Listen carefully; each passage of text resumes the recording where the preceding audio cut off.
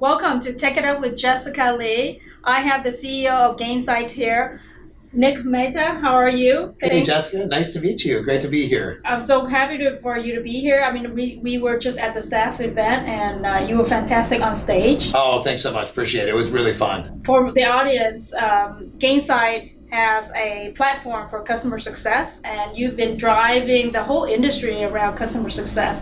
I love how you created, kind of push the category and also create so much content for the industry, not just about you, your company, but about the benefit of the entire customer success profession. That's right. Yeah. Tell me about that. Yeah. So when actually it's interesting. I just had my 6-year anniversary with Gainsight. And so 6 years ago, when we started kind of evangelizing this concept, customer success, which if you don't know is kind of a new way to think about the business model in any kind of subscription business, where it's not just about getting new customers, but it's about making sure your existing customers are successful in terms of getting value from you so they stay with you and they grow over time. That concept, literally 6 years ago, nobody would have any idea what I'm talking about.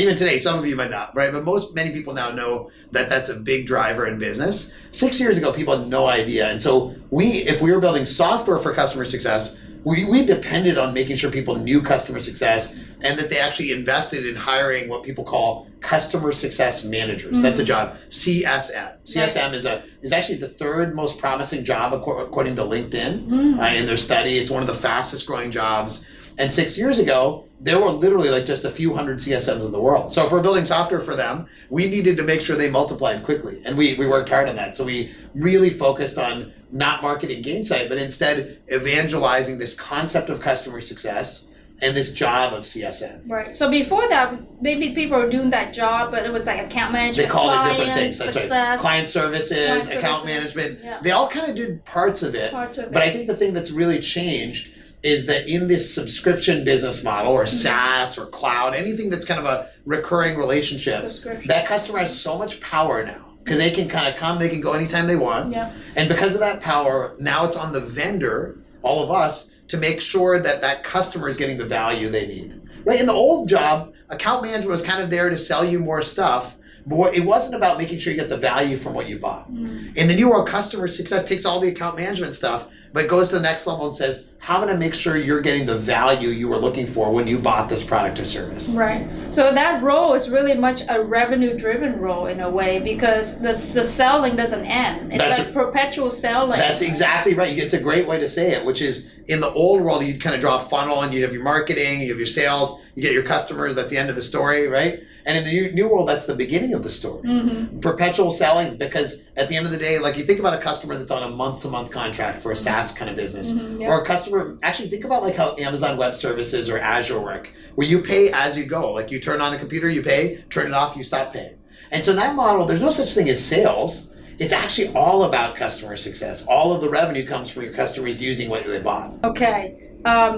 I know you have traditionally a solution that is out of the Salesforce relationship. Right. So tell us about the new solution that's launching this. Yeah, that's right. Yeah, so we've always been amazing partners with Salesforce. And Salesforce, as many of you know, is a tremendous platform for CRM and Salesforce automation. And some of our customers also have data in other systems, and others sometimes CRMs, for example, Microsoft or others. And Gainsight now has a platform we call Gainsight Next. They kind of work with all the different systems you've got. It'll continue to work really deeply with Salesforce, but now is able to connect to other CRMs and other systems as well. Like Microsoft Dynamics and others. And the goal is now I can have one system that's kind of this 360 view of my customers across all the different technologies I have with data about my customers. The other thing that's very interesting about your solution is that you're able to do a lot of emailing to like notify. That's right. Be proactive. So I'm thinking, isn't that a marketing function? It's interesting because in the old world, marketing and sales were really separate. And marketing was about automated emails and sales was about phone calls. In the new world, when you talk about that customer journey after they buy and making sure they get value, has to be a combination of everything. Sometimes you want somebody reaching out to them. That's a customer success manager. Sometimes it's a small customer, so you should automatically touch them. People would call that tech touch. the idea is high touch account management and customer success with technology. That's tech touch. Very popular term. Yes. And so Gainsight will cover all of your customers. Your big ones, where you're going to be reaching out to them, and your small ones, where we're going to automatically touch them through tech touch. Okay. I know you've been very successful on the enterprise side. You've got like Cisco, the large Adobe, using your software and all that. So then that means that with this new launch of the solution, you're going to add on a sales team that's going to go after the smaller account, SMB accounts. Well, we've always been able to serve kind of SMB to enterprise. So all those companies like Cisco and Adobe and others are well-known big brands. We've actually worked with companies all the way from the beginning. And some of our customers that work with us now, like for example, Box or Okta or others, when they started, they were very small companies. Yes. And so we actually have an ability to kind of start, many companies now when they start, they're thinking from the beginning, I need to do customer success. Because they're like, if I can engineer that into my business from day one, then I don't have to re-engineer it later on. Right. And so our customers span from literally a 25-person company up to a 100,000-person company and kind of everywhere in between. Okay. Tell me about this new product you I guess added into from Intrinsic. Yeah, so we did our first acquisition, which is exciting. Anytime you do your first acquisition, it's kind of a big movement for a company. And what we bought was a company called Apptrinsic, and we now call that Gainsight PX, Gainsight Product Experience. And the idea basically is, if I'm trying to make sure my customers are getting to the outcomes they're looking for, they're adopting what they bought, meaning using the product, they're getting value. Part of that is having a CSM team that's kind of calling them and emailing them, which is great. But part of that, wouldn't it be great if some of that could be done in the product? Okay. So when the user logs into the product, they're automatically seeing what they haven't done yet, maybe getting guided to new features. It's tracking what they're doing. And so what Apptrinsic does, what we call Gainsight PX, is tracks everything your customers are doing in your product automatically with no coding or engineering effort. So which features they're using, how often they're using them. And then we'll drive those users to use your product in more better ways. That means like guides to teach them about new features, guides for new users that have never used it before. And so now what we've done is almost build the customer success manager into the product, which is kind of a neat concept. Okay, wow. Yeah. That's awesome. I think you also are now leveraging partners. That's right. So, and this is a world well. If you think about building out kind of customer success, it's a new business process, right? And it's a business process alongside sales and marketing and finance. And anytime you start selling software that's about a business process, it's not just about the software. It's about all of the change management, all of the strategy, the process design, data integration, migration. And so we built a partner ecosystem that's going to help Gainsight and our customers make sure they get the value they're looking for. Okay.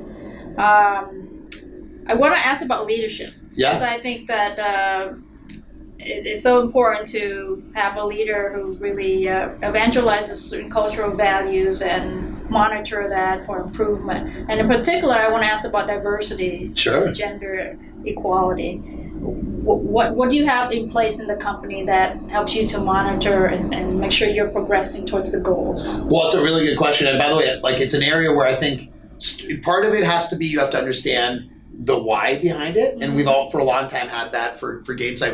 We're a very values-driven company, and we've got this kind of cultural statement that we call that we want to be a human-first business, the company that puts human beings ahead of just all the short-term business interests. So for a long time, we've always said if you're going to be human-first, diversity and inclusion is a really critical part of that, and we've always been passionate about it. We do unconscious bias training. We think about it in our management team.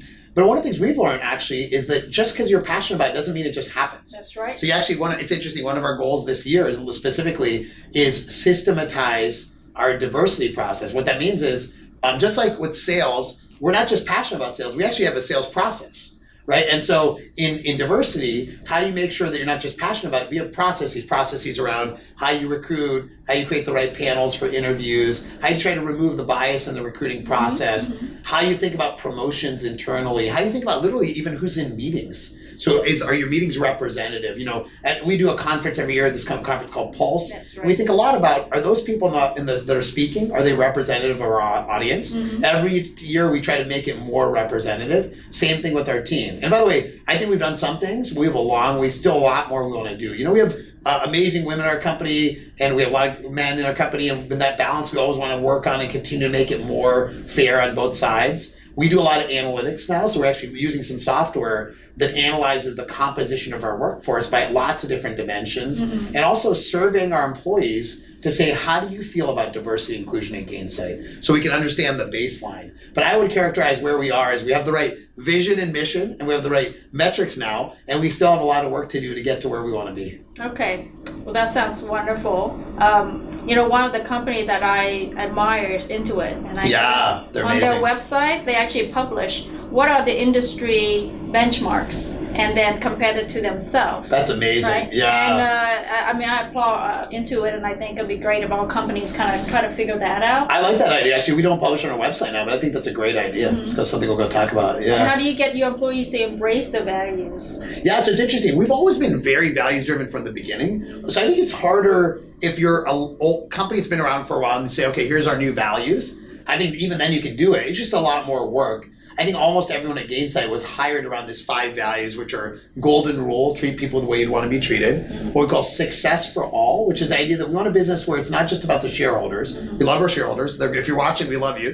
But it's about our employees, our shareholders, our customers, our employees' families, and our community. Those 5 stakeholders. So that's what we call success for all. The third value is what we call childlike joy. You've seen some of this with our videos and things like that. So bring the kid in you to work every day. The fourth value is what we call shoshin, which is a word that means beginner's mind. So treating every situation like we can always learn more. I've been a CEO for a long time. I have so much more to learn.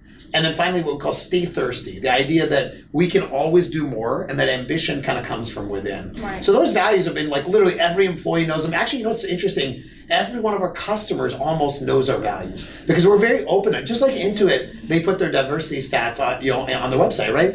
Our customers all know our values because we want them to hold us accountable to them. Okay.